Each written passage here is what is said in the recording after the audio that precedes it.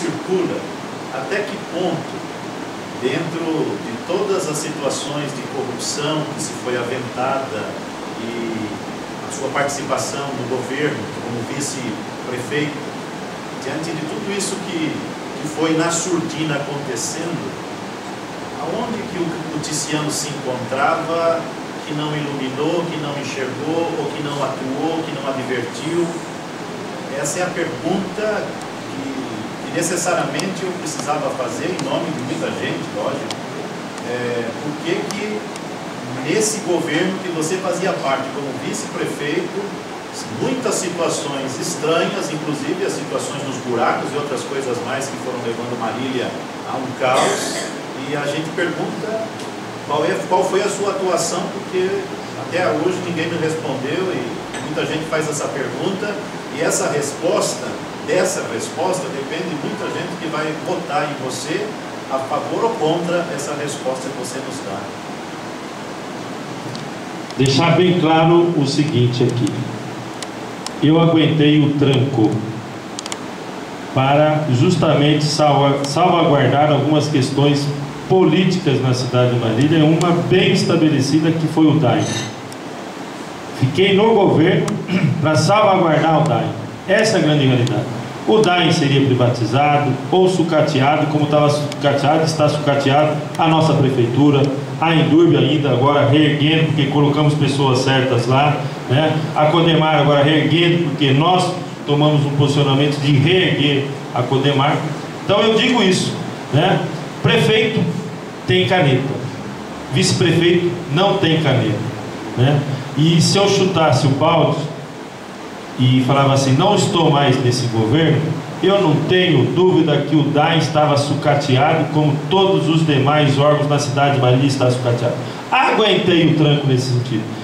Das questões dadas aí, a gente tinha conhecimento que o Ministério Público estava atuando, várias outras questões atuando, então uma hora ou outra ia surgir essas questões que surgiram, né, e que aconteceram. Então, no aspecto aí, é nesse sentido que eu coloco, né? Meu próprio partido muitas vezes questionou esse aspecto. Nós fizemos reuniões de ficar ou não ficar no governo, mas sempre foi aprovada a continuidade de ficar no governo. Também tem isso, né? Porque um dos posicionamentos que eu coloquei foi justamente essa: nós temos que ficar porque o DAI é importante para a cidade de Marília, né? No aspecto da gente poder salvar pelo menos uma das autarquias aqui na cidade de Marília. Então, o que tem de importante? De tudo isso, já falei no começo, de tudo isso que aconteceu, né, não há nenhum, por mais que fala que era o mesmo governo, se era o mesmo governo, eu estava preso talvez, eu estava respondendo, né, em várias questões processuais, coisa que isso não aconteceu. Então, eu aguentei o tranco de tudo isso, mas salvei, né, uma autarquia chamada DAI. E agora estou salvando a cidade de Marília, estou salvando a Endurbe, estou salvando a Codemar nesse sentido. Então, deixo bem claro isso, que de fato muitas dúvidas ficam, mas analisem bem a população de Marília, né? Se eu tivesse alguma coisa a ver com esse governo, eu estaria preso, no mínimo estaria respondendo a alguma ação, a algum processo, ou estar algum inquérito policial. Então, há uma diferença enorme nisso. Eu poderia virar herói, falar assim, estou fora desse governo, né? Mas e aí? E o DAI? E o resto? Como é que ficaria, né? Então, eu aguentei o tranco sim, permanecendo no governo, mas para salvar uma instituição, né?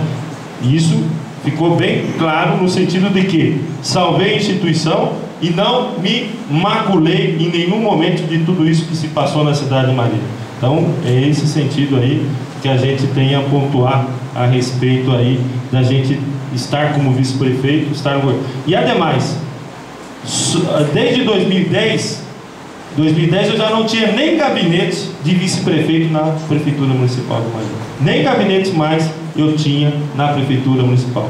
Me ative apenas no aspecto de ajudar, gerenciar o DAI, mesmo quando estavam outras pessoas, mas a gente é que estava ali mantendo o DAI firme e forte no aspecto de poder fazer o atendimento. Tanto é que nós fizemos 4 poços com recurso próprio do DAI.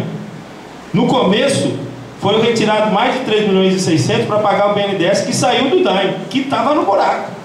Vejam só como é que foi a administração que fizemos, né? Ali nomeamos o Beca, uma pessoa técnica e que conseguiu fazer muito pelo DAIM. Depois tivemos outros nomes, mas todos imbuídos no sentido de manter o DAIM erguido. Então fizemos 4 poços com recursos próprios do DAIM, coisa que nunca foi feita. Dos mais de 80 poços que temos na cidade, seja do poço profundo, poço médio ou, né, todos eles foram com recurso da própria prefeitura, do estado ou da União. Nós conseguimos fazer 4 poços com recurso próprio do DAIM. Irene, só colocando, né, o nosso tempo quase que se esgota, então a questão da Irene seria... fiquei olhando para você aquela hora. Então, você já coloquem a questão e ele vai procurar responder as questões de vocês, tá? E depois aí a gente vai ter a palavra final. Então, quanto à questão do Conselho Municipal de Saúde, a gente percebe assim que está todo assim, voltado para a questão do voluntário. Todo o trabalho do Conselho Municipal de Saúde está fazendo contas involuntárias, né? Então, a gente vive uma situação assim, seria igual Amor e Revolução, onde a liderança teria que assaltar banco para financiar o social.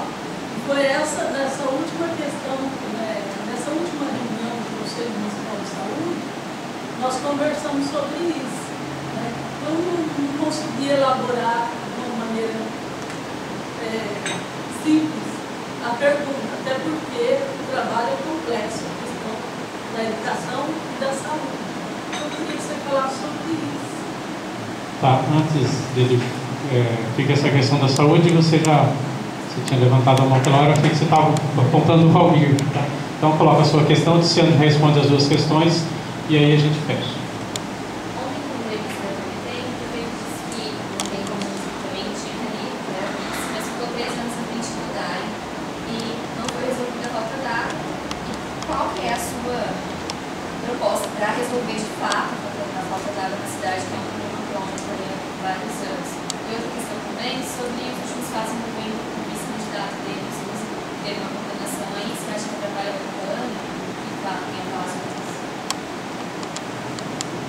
Bom, na questão da saúde, é aquilo que nós falamos, nós temos que incentivar a participação das pessoas, né? Então, não é formatar as políticas públicas no gabinete, no 2º andar e levar à população aquilo que efetivamente não está acontecendo no cotidiano, na rotina, né? Ali do bairro, ali da situação onde se encontra uma UBS ou uma unidade de saúde da família. Então, eu vejo que a questão do voluntarismo, né, da gratuidade é importante para uma cidade, as pessoas participando de uma forma voluntária, de uma forma de cobrança e de proposições, né? Porque não adianta cobrar apenas e não mostrar proposições, né, e soluções, né? Aí fica apenas uma cobrança jogada ao vento, né? Então, quando se cobra, também se traga soluções, né, de uma maneira que possa ali se estabelecer. Se há um problema num posto de saúde, né, qual a maneira de resolver? Já traz um aspecto de uma forma positivada. Isso é importante. E eu creio que isso daí a gente tem que fomentar na população, né, uma forma de participação. Não é participar por participar. Participei, é democrático, é isso, é aquilo. Não. Nós temos que ter uma concepção melhorada de uma participação efetiva da população, e seja em qualquer conselho que temos na cidade de Marília, né? Então, isso daí a gente vai muito estimular, até porque nós vamos ter aí o orçamento participativo. Na questão aí do problema de falta d'água, né, a cidade de Marília, se a gente pegar nesses últimos 4 anos, em número de unidades que já estão pessoas morando, é muito maior do que uma Vera Cruz e uma Oriente junto, só para se ter uma ideia. Só para se ter uma ideia, é muito maior do que a cidade de Vera Cruz e Oriente juntas, nesses últimos 4 anos. Nós tivemos 9.000 protocolos de unidades entre casas e apartamentos. A Rodobem já tem gente morando, aqui embaixo, aqui no Ferroviário, praticamente todos os apartamentos, gente morando, a Rossi, gente morando, a Ômix, gente morando. Esses dois empreendimentos do Minha Casa Minha Vida são praticamente 800 casas de pessoas morando. Veja o quanto a cidade de Marília cresceu. Então, o que eu quero dizer aqui é o seguinte, né, é que eu ficaria, né, de maneira alijada, se eu tivesse pego o DAIM e que não faltava uma gota de água nas casas de famílias e estaria saindo faltando água, né?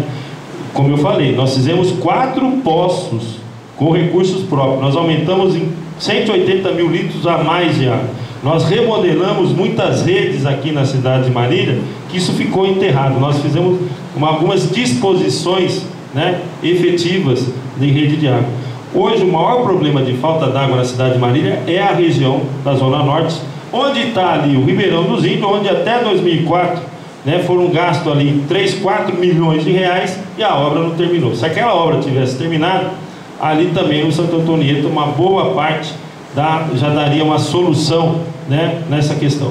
Mas o mais importante que eu tenho a dizer a todos aqui é que nós sabemos desse crescimento da cidade, nós sabemos que isso daí tem um aspecto de problemas futuros, então nós temos que pensar a cidade do futuro. Então nós já estamos estabelecendo que nós temos que fazer mais 4 poços, né? 3 poços, né? Porque um praticamente está pronto, nós vamos terminar ele agora de colocar a bomba de todo o sistema dele, que é ali no Cascado, mas pelo menos mais 3 poços profundos, terminar o Ribeirão dos Índios, né? E também aquele aspecto da gente dar condições àquela família carente de ter a sua caixa d'água, já que ela usa a água direto da rua.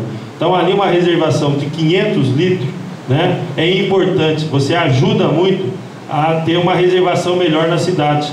Então esse aspecto aí você tem condições hoje dentro do CAD único, analisar a situação familiar, se ela tem uma necessidade de caixa d'água, o município estar disponibilizando essa caixa d'água com a sua ligação e tudo mais.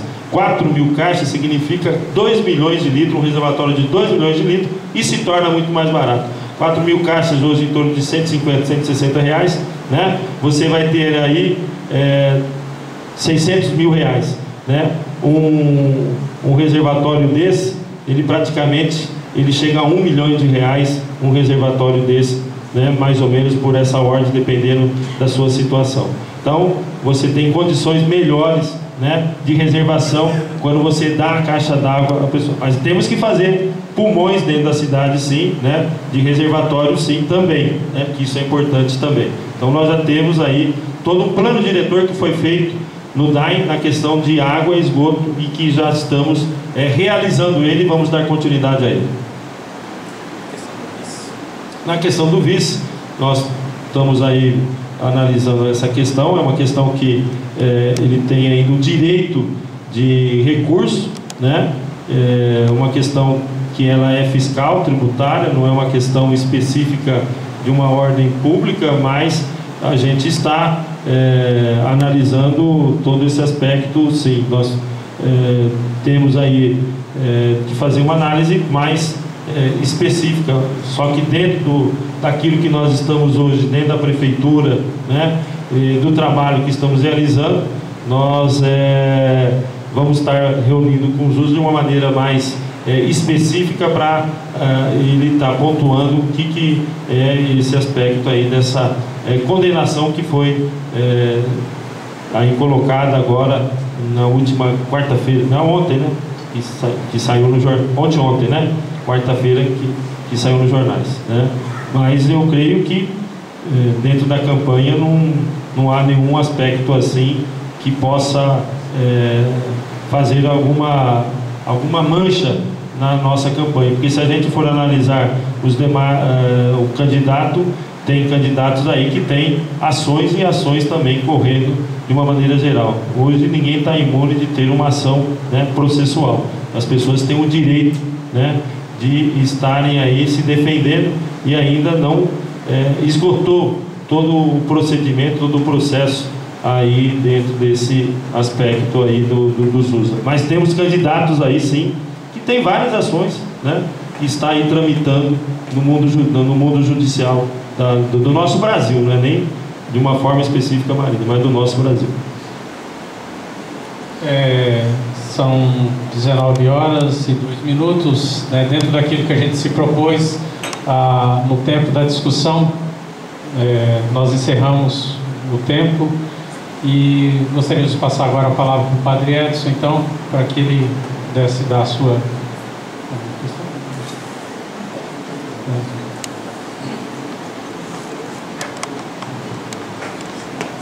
Eu agradeço a coordenação da mesa, do Antônio Vieira e o Cláudio, e a presença do prefeito Tiziano, e considerando que a Igreja tem na Comissão de Justiça e Paz e no Conselho Diocesano de Leigos como organismos da Igreja e que estão promovendo esse momento, acho que bastante significativo, porque é a oportunidade de se estabelecer diálogo com representações da comunidade municipal. E depois também considerando o trabalho da Igreja e a significação da Igreja no aspecto social, na formação de opinião, nós ensejamos, que uma vez, 7 de outubro, dado o conhecimento de quem será o nosso novo governante ou o nosso prefeito, valeria muito a pena ouvir do Senhor a possibilidade de que esse diálogo se estendesse ao longo do teu governo. Um diálogo aberto, o Senhor disse da possibilidade de ir ao encontro das comunidades, dos bairros. Eu acho que é um governo, é desse tipo de governo que nós necessitamos. Como o Senhor já fez menção, no segundo gabinete nem todo mundo tem acesso, E nas comunidades, nos bairros, acho que isso tudo é muito mais favorável. Além desse exercício cidadão, de uma democracia muito participativa, e levando o nosso povo a sair de uma passividade para um âmbito de atividade. Então, o Conselho de Leigos, o Conselho Diocesano, a Comissão Justiça e Paz, e também em nome dos padres aqui que atuamos em Marília, gostaríamos muito que esse diálogo permanecesse aberto para que pudéssemos contribuir para a municipalidade de Marília.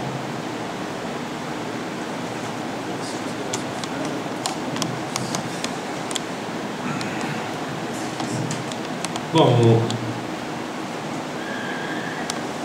essa questão colocada pelo Padre Edson vai ser uma forma de governo, não vai ser só o Toffoli, mas as pessoas que fizerem parte desse governo, ele vai ter que trabalhar dessa maneira, de estar junto à comunidade, de estar nos bairros.